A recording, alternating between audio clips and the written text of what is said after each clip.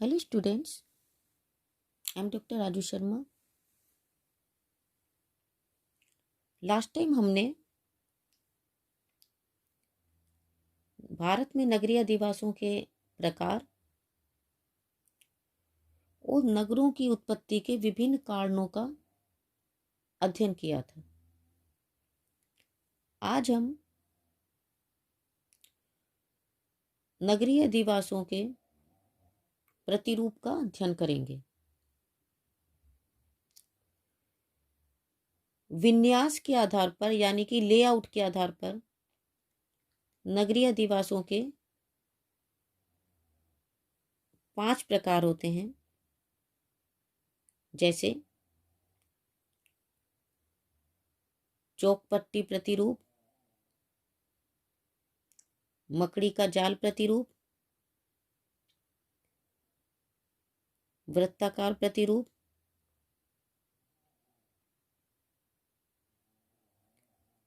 आर्य प्रतिरूप या रेडियल प्रतिरूप और मिश्रित प्रतिरूप। तो पहला है चौकपट्टी प्रतिरूप। इसमें सड़कें सीधी, समानांतर और परस्पर समकोण पर काटती हुई होती हैं, जिससे नगर का आकार आयताकार जैसा दिखाई देता है। घर, दुकानें तथा अन्य इमारतें सड़क के दोनों किनारों पर बने होते हैं। प्राचीन काल में हड़प्पा और मोहनजोदड़ो नगर इसी प्रकार के थे। आजकल मोहनजोदड़ो पाकिस्तान में है। आधुनिक काल में अंबाला, अमृतसर, चंडीगढ़, जयपुर और गांधीनगर इसी प्रतिरूप के हैं।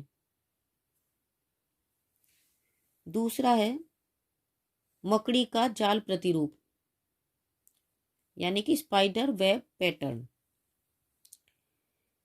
इसमें मुख्य व्यावसायिक केंद्र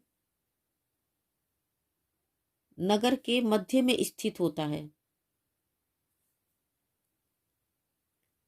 बाहर की ओर से आने वाली सभी सड़कें इस केंद्रीय स्थल तक पहुंचती हैं। तीसरा है वृत्ताकार प्रतिरूप।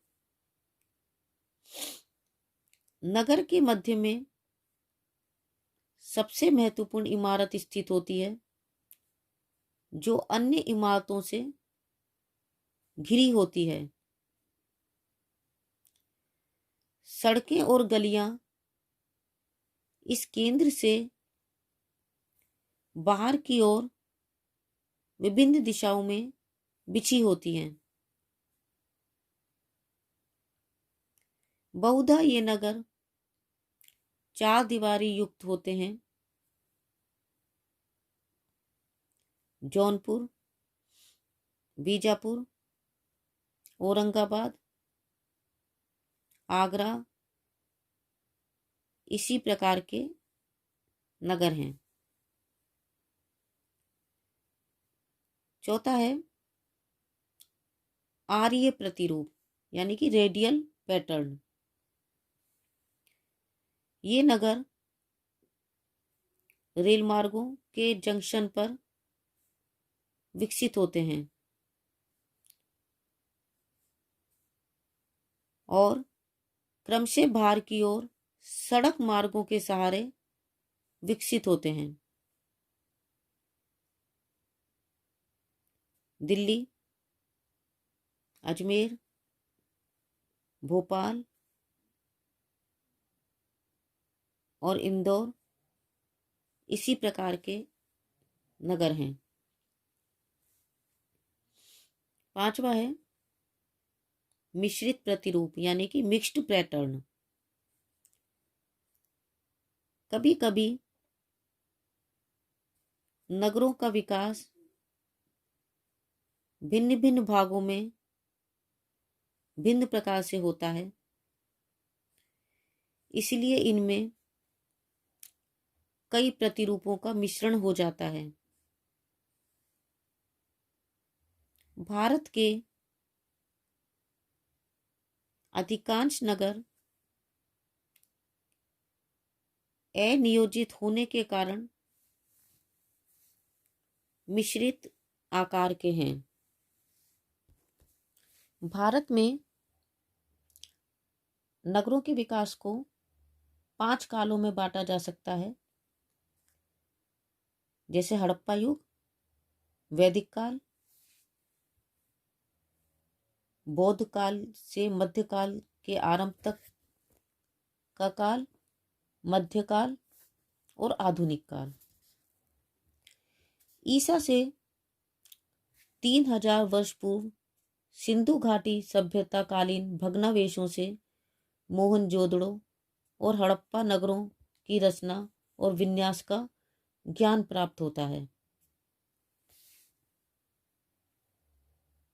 अथर्ववेद में वैदिक कालीन और महाभारत कालीन नगरों का यत्र तत्र विवरण मिलता है। सतलज यमुना के मध्यस्थ वैदिक कालीन नगरों में कुरुक्षेत्र, पहोवा, थानेश्वर, कैथल, पुंडरी, राजौंद, करनाल, पानीपत, जींद, सोनीपत, तिलपत और पलवल मुख्य हैं। कैथल और कुरुक्षेत्र महाभारत कालीन नगर हैं।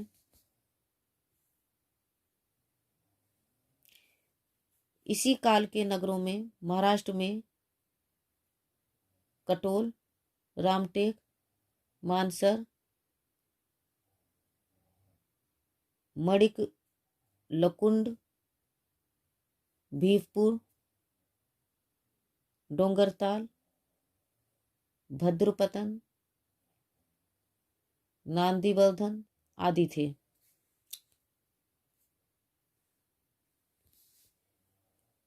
बौद्ध काल से मध्य काल के आरंभ तक के जो नगरों का जो काल है, इसके अंतर्गत चीनी यात्रियों फाहियान और हेन सांग ने उल्लेख किया है इन नगरों का। बौद्ध काल और उसके पश्चात चंद्रगुप्त, समुद्रगुप्त, विक्रमादित्य, अशोक कनिष्क और हर्षवर्धन के राज्यकाल में नगरों का विशेष विकास हुआ। तक्षशिला और नालंदा विश्वविद्यालय नगर, सांची, भरहुत, राजगिरी, अजंता, कोंडा, त्रिचूर आदि विशाल एवं भव्य नगर स्थापित हुए। हर्षवर्धन के पश्चात 12वीं शताब्दी तक नगरों का विकास मंद रहा। काशी, प्रयाग, पाटलिपुत्र, लखनऊ, गया, दरभंगा, भागलपुर, बर्दवान, ढाका, रायपुर, झांसी, आगरा, मेरठ, दिल्ली, कुरुक्षेत्र, पानीपत, अमृतसर, जयपुर, जोधपुर, अजमेर, बीकानेर, पुष्कर, उदयपुर, चित्तौड़, उज्जैन, इंदौर, अवंतिका, पुणे, नागपुर, कर्नूल, बेलगांव, खंडवा, मैसूर, तिरुचिरापल्ली, तंजौर, मथुरा, नागरकोइल आदि नगर उस काल में सुविकसित थे। यदि मध्यकाल को देखा जाए तो पृथ्वीराज के समय से ही देश में विदेशी आक्रमणों और अराजकता के कारण नगरों का ह्रास हुआ। अनेक नगरों की गढ़बंदी की गई। 16वीं शताब्दी में अकबर के शासनकाल में पुनः व्यवस्था कायम होने से फतेहपुर सीकरी व आगरा स्थापित हुए। शाहजहां ने दिल्ली का पुनर्निर्माण किया। दक्षिण भारत में औरंगाबाद, बीजापुर, बीदर, गोलकुंडा, अहमदनगर, हैदराबाद, बंगलुरु, मैसूर आदि नगरों का विकास किया गया। औरंगजेब के शासनकाल में पुनः अराजकता फैली। आधुनिक काल की दृष्टि से देखा जाए तो 1850 के बाद अंग्रेजों ने चेन्नई और कोलकाता में अपने कार्यालय स्थापित किए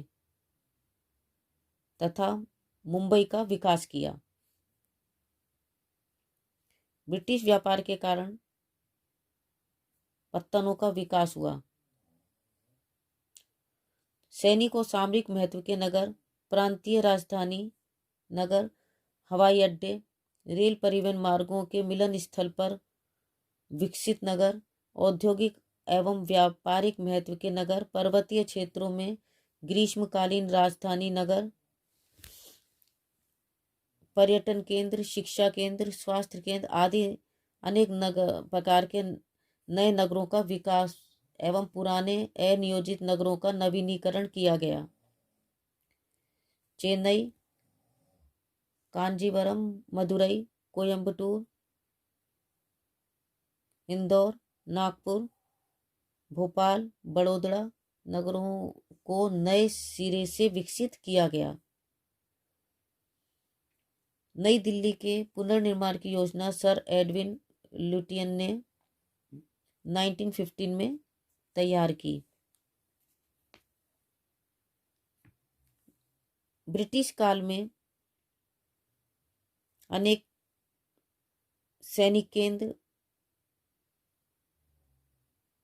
जिसके अंतर्गत मेरठ, महू, नसीराबाद, फिरोजपुर, अंबाला, ग्वालियर, पुणे, सागर, जबलपुर, बंगलुरु, लैंसडाउन, चक्रोता और देहरादून प्रमुख हैं, विकसित हुए।